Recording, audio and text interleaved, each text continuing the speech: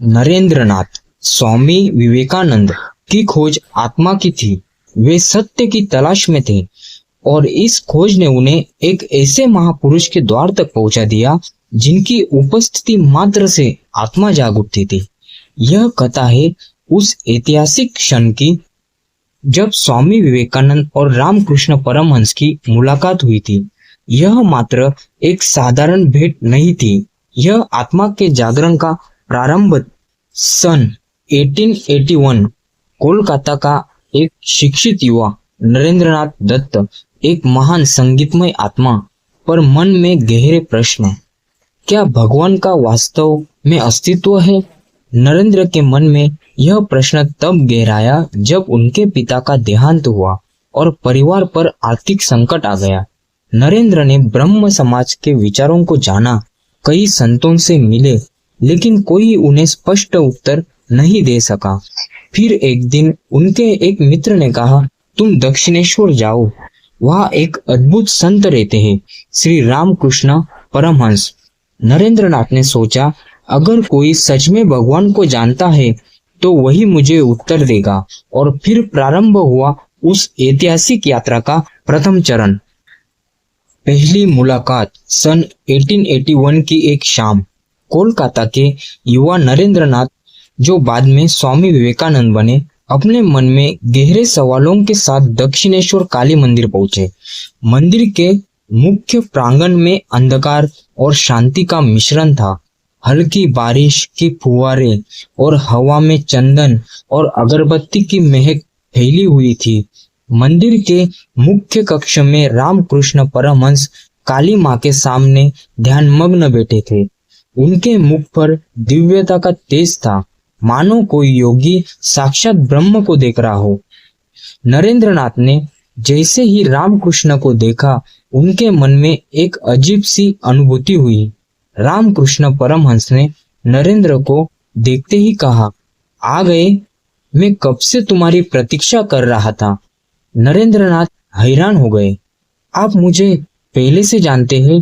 रामकृष्ण ने मुस्कुराते हुए कहा, तुम्हें मैं कई जन्मों से जानता हूँ, तुम मेरी आत्मा के अंग हो। नरेंद्रनाथ ने सोचा, यह व्यक्ति कौन है जो मेरे आने की प्रतीक्षा कर रहा था। नरेंद्रनाथ ने सीधा प्रश्न पूछा, क्या आपने भगवान को देखा है? वहां उपस्थित अन्य भक्तों ने आश्चर्य से नरेंद्र को देखा। सभी ने सोचा, यह कितना साहसी युवक है जो एक महान संत से ऐसा प्रश्न कर रहा है। रामकृष्ण ने नरेंद्र को सीधा देखा, हाँ, मैंने भगवान को देखा है। नरेंद्र चौंक गए। कैसे? रामकृष्ण ने कहा, मैं उन्हें वैसे ही देखता हूँ जैसे मैं तुम्हें देख रहा हूँ। मैं उनसे बात करता हूँ, उन्हें सुनता हूँ। भगवान मेरे लिए उतने ही वास्तविक है जितना यह संसार। नरेंद्रनाथ के मन में अब तक भगवान के अस्तित्व को लेकर संदेह था। वे पहली बार किसी व्यक्ति के मुख से इतने आत्मविश्वास और स्पष्टता के साथ भगवान के अस्तित्व की बात सुन रहे थे। नरेंद्र ने सोचा, क्या सचमुच यह संभव है? रामकृष्ण ने नरेंद्र की ओर देखा और कहा, क्या तुम भगवान को देखना चाहते हो? नरेंद्र ने हिम्मत जुटाई और कहा, हाँ। रामकृष्ण ने नरेंद्र का हाथ पकड़ लिया। जैसे ही उन्होंने हाथ पकड़ा, नरेंद्र को एक विचित्र अनुभव हुआ, मानो पूरा संसार लुप्त हो गया हो। चारों ओर एक अद्भुत प्रकाश फैल गया। उन्हें लगा कि उनका शरीर शून्य में विलीन हो रहा है। उन्होंने देखा, मां काली की एक दिव्य छवि सामने प्रकट हो रही है। उस छवि से एक दिव्य प्रकाश निकल रहा था। नरेंद्र को अनुभव हुआ कि वे ब्रह्म के स्पर्श को महसूस कर रहे थे। नरेंद्रनाथ अचानक डर गए और कहा, यह क्या हो रहा है? रामकृष्ण ने उनका हाथ छोड़ दिया। अचानक सब कुछ सामान्य हो गया। नरेंद्र ने आंखें खोली। उनके शरीर में अब भी कंपन हो रहा था। रामकृष्ण ने कहा, डरो मत, यह ब्रह्म का स्पर्श था। नरेंद्रनाथ ने कहा, यह तो असंभव है, भगवान तो एक कल्पना है। रामकृष्ण ने मुस्कुराते हुए कहा, जिसे तुम कल्पना समझ रहे हो वह ब्रह्म है। जब अहंकार खत्म होगा तब ब्रह्म का अनुभव स्थायी हो जाएगा। नरेंद्रनाथ की शंका और समाधान। नरेंद्र ने पूछा, अगर भगवान का अस्तित्व है तो वह हर व्यक्ति को क्यों नहीं दिखाई देते? रामकृष्ण ने कहा, क्योंकि व्यक्ति अपने अहंकार में बंद है। जब अहंकार टूटेगा तब ब्रह्म प्रकट होगा। नरेंद्र ने कहा, तो क्या मैं भी भगवान को देख सकता हूँ? रामकृष्ण ने कहा, हाँ, लेकिन इसके लिए तुम्हें सेवा और साधना का मार्ग अपनाना होगा। नरेंद्रनाथ के मन में पहली बार विश्वास का संचार हुआ। उन्होंने सोचा, क्या यह सचमुच संभव है? रामकृष्ण ने कहा, तुम्हारा जन्म इस युग के उद्धार के लिए हुआ है। तुम्हें इस सत्य को पूरी दुनिया तक पहुंचाना है। मार्गदर्शन का आरंभ। नरेंद्र ने कहा, आप मुझे क्या करने के लिए कह रहे हैं? रामकृष्ण ने कहा, जाओ, संसार को सत्य का मार्ग दिखाओ। भगवान की सेवा मानव सेवा के माध्यम से करो। नरेंद्र ने कहा, मैं कैसे जानूंगा कि मैं सही मार्ग पर हूँ? रामकृष्ण ने कहा, जब तुम अपने भीतर के ब्रह्म को देख लोगे तब तुम जान जाओगे कि मार्ग सही है। नरेंद्र ने प्रणाम किया और कहा, अब मैं आपका शिष्य बनना चाहता हूँ। रामकृष्ण ने उनके सिर पर हाथ रखा और कहा, तुम्हारा मार्ग शुरू हो चुका है। नरेंद्र का परिवर्तन। नरेंद्र के मन में संशय समाप्त हो चुका था। उन्होंने अनुभव किया कि जीवन का उद्देश्य केवल सांसारिक सुख नहीं बल्कि आत्मा की मुक्ति है। रामकृष्ण ने कहा, अब तुम्हें स्वयं को नहीं खोजना है, अब तुम्हें दुनिया को रास्ता दिखाना है। नरेंद्र के हृदय में एक नई ऊर्जा का संचार हुआ। उन्होंने प्रणाम करते हुए कहा, अब मैं आपके मार्गदर्शन का पालन करूंगा। आत्मसमर्पण का क्षण। नरेंद्रनाथ ने रामकृष्ण के चरणों में सिर झुका दिया। उनकी आंखों से आंसू बह रहे थे। उन्होंने कहा, मैंने अब तक ज्ञान और तर्क के सहारे सत्य को खोजने की कोशिश की थी, लेकिन आज मैंने अनुभव किया है कि सत्य तर्क से परे है। रामकृष्ण ने मुस्कुराकर कहा, सत्य केवल अनुभव से जाना जाता है, मन से नहीं, आत्मा से समझा जाता है। नरेंद्र ने सिर झुकाते हुए कहा, मैं आपके शिष्य बनना चाहता हूँ, कृपया मुझे दीक्षा दे। रामकृष्ण ने कहा, क्या तुम इसके लिए तैयार हो? नरेंद्र ने आत्मविश्वास से कहा, हाँ। रामकृष्ण ने नरेंद्र के सिर पर हाथ रखा। नरेंद्र को एक तीव्र ऊर्जा का अनुभव हुआ। उन्हें लगा मानो उनके शरीर के अंदर कोई दिव्य प्रकाश प्रवेश कर रहा है। नरेंद्र की आंखें बंद हो गई। उन्हें एक अलौकिक अनुभव हुआ। स्वर्णिम प्रकाश, मां काली की दिव्य छवि, भगवान शिव और भगवान विष्णु का दर्शन, ब्रह्मांड की उत्पत्ति और लय का अनुभव। नरेंद्र पूरी तरह से निशब्द हो गए। कुछ क्षणों के बाद नरेंद्र ने आंखें खोली। रामकृष्ण ने कहा, अब तुम तैयार हो। तुम अब एक साधारण व्यक्ति नहीं रहे, तुम विवेकानंद हो। नरेंद्र ने कहा, इस अनुभव का अर्थ क्या है? रामकृष्ण ने कहा, तुमने आज ब्रह्म को अनुभव किया है। अब तुम्हारा कर्तव्य है कि इस सत्य को संसार तक पहुंचाओ। विवेकानंद की उत्पत्ति, उनका नामकरण। रामकृष्ण ने कहा, तुम्हारे नाम में नरेंद्र का अर्थ है राजा, लेकिन अब तुम्हारे जीवन का लक्ष्य राज सत्ता नहीं, आत्मसत्ता है। नरेंद्र ने कहा, तो अब मेरा नाम क्या होगा? रामकृष्ण ने कहा, अब से तुम्हारा नाम विवेकानंद होगा। नरेंद्र ने पूछा, इस नाम का अर्थ? रामकृष्ण ने कहा, विवेक का अर्थ है ज्ञान और सत्य का भेद जानने वाला। आनंद का अर्थ है परमानंद। तुम अब विवेक और आनंद के वाहक हो। विवेकानंद ने कहा, तो क्या अब मैं सत्य के मार्ग पर चलने के लिए तैयार हूँ? रामकृष्ण ने कहा, मार्ग कठिन है, लेकिन तुम ब्रह्म के स्पर्श से जाग चुके हो, अब तुम पीछे नहीं हट सकते। सेवा का मार्गदर्शन। रामकृष्ण ने कहा, अब मैं तुम्हें 3 सिद्धांत देता हूँ, ध्यान, सेवा और त्याग। विवेकानंद ने पूछा, ध्यान क्यों? रामकृष्ण ने कहा, ध्यान से आत्मा का शुद्धिकरण होता है, मन को शांत करो, तभी सत्य प्रकट होगा। विवेकानंद ने पूछा, सेवा क्यों? रामकृष्ण ने कहा, ईश्वर हर जीव में है, जब तुम किसी की सेवा करते हो तो तुम भगवान की सेवा करते हो। विवेकानंद ने पूछा, त्याग क्यों? रामकृष्ण ने कहा, जब तक तुम संसार के मोह को नहीं छोड़ोगे तब तक तुम्हारा अहंकार नहीं टूटेगा। त्याग ही मुक्ति का मार्ग है। विवेकानंद ने कहा, लेकिन मैं इस मार्ग पर अकेला कैसे चलूंगा? रामकृष्ण ने कहा, मैं सदा तुम्हारे साथ रहूंगा। जब भी तुम साधना करोगे मेरी उपस्थिति का अनुभव करोगे।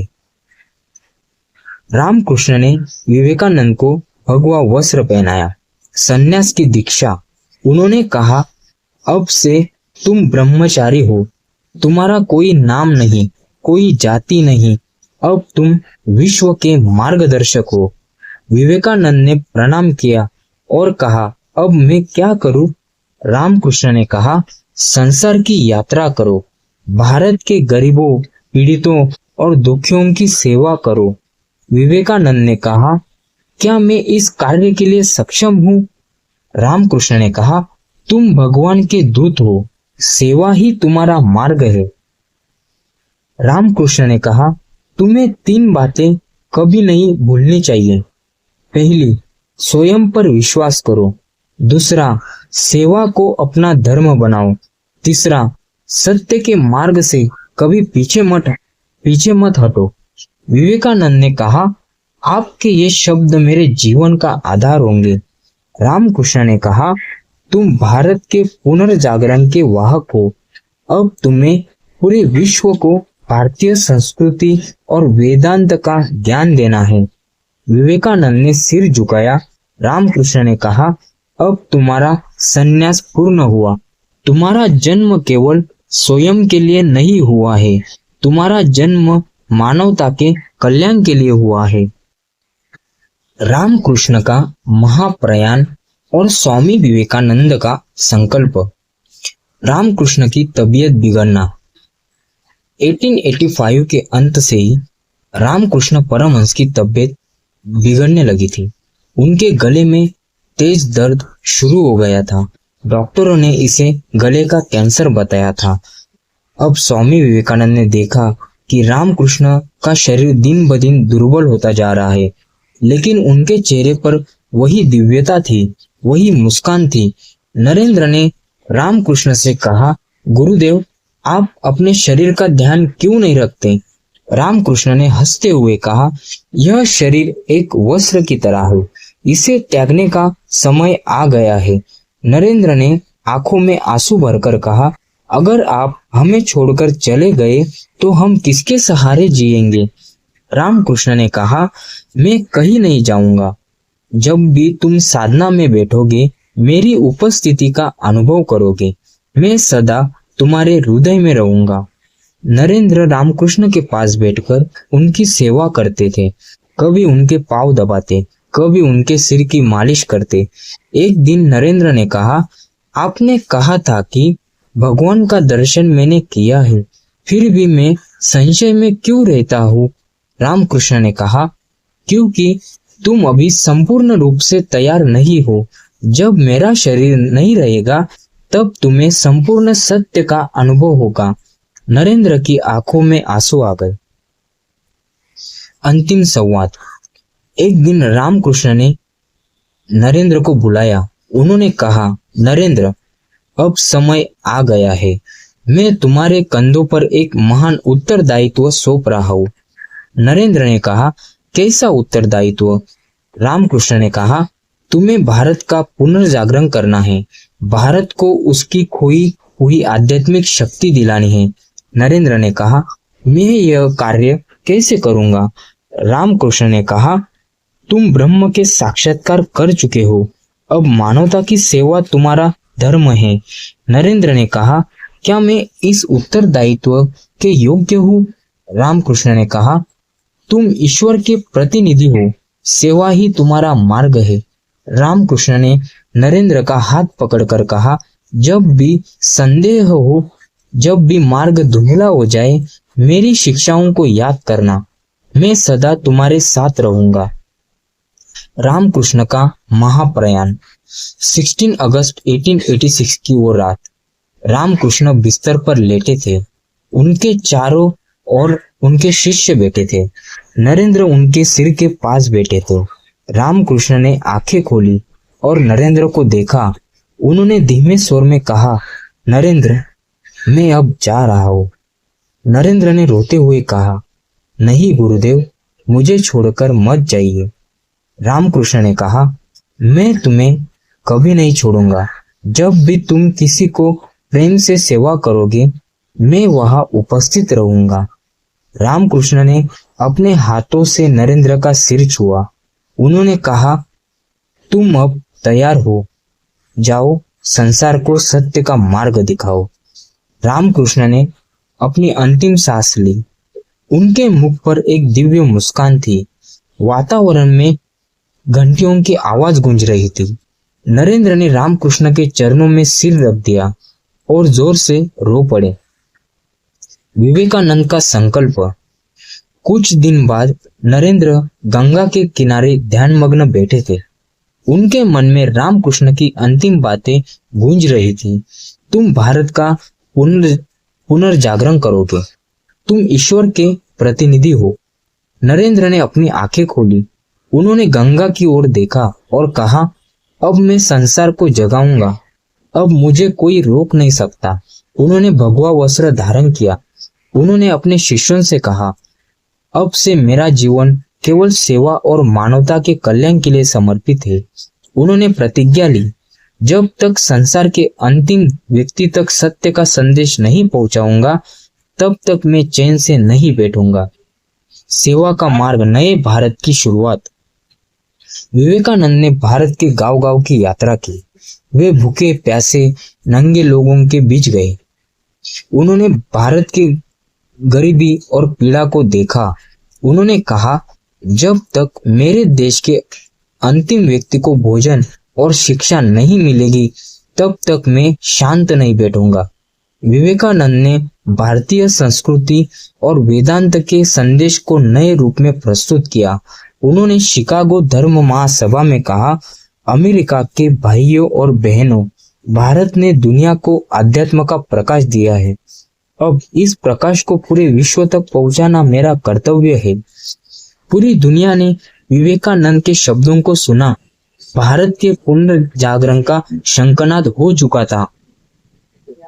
स्वामी विवेकानंद ने पूरी दुनिया को भारतीय अध्यात्म का संदेश दिया। उठो, जागो और तब तक मत रुको जब तक लक्ष्य की प्राप्ति ना हो। रामकृष्ण के शब्द जीवंत हो गए।